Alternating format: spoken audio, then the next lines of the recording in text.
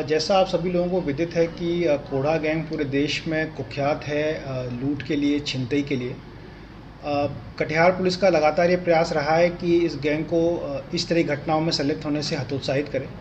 हम लोगों ने पहले कोढ़ा गांव में जुराबगंज गांव में जाकर कम्युनिटी पुलिसिंग के तहत उन लोगों से बातचीत भी किया। उन लोगों से कहा कि इस व्यापार को छोड़ के वो लोग प्रॉपर एम्प्लॉयमेंट में लगें।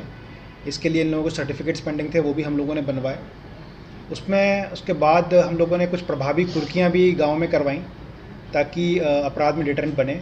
इसका इफेक्ट कुछ समय रहा, बट पिछले कुछ महीनों से लगातार देश के विभिन्न राज्यों में और बिहार में विभिन्न ज़िलों में लगातार कोढ़ा गैंग के द्वारा घटनाएं घटित की जा रही हैं, जिसमें लगातार या तो पैसे छीने जा रहे हैं, चेन छीनी जा रही हैं।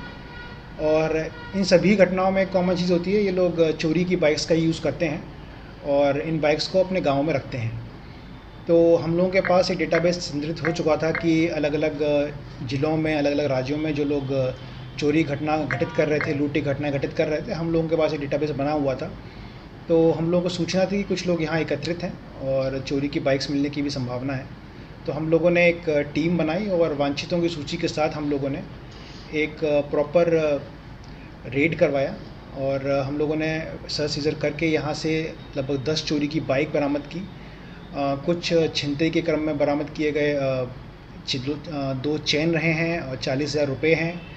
अन्य भी हमारे पास कुछ चांदी और सोने के आभूषण मिले हैं जो इन लोगों ने स्वीकार किए हैं कि अलग अलग ज़िले या राज्यों से छीने गए हैं।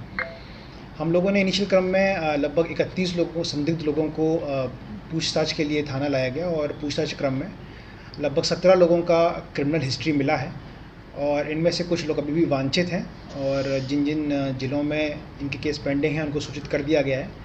बाकी भी लोग सभी का क्रिमिनल रिकॉर्ड है और इन सब का भी डिटेल हम लोग विभिन्न राज्यों से और ज़िलों से शेयर कर रहे हैं ताकि उन लोगों के केसेस में अगर ये लोग वांछित हों तो इन लोगों को वहाँ रिमांड किया सके।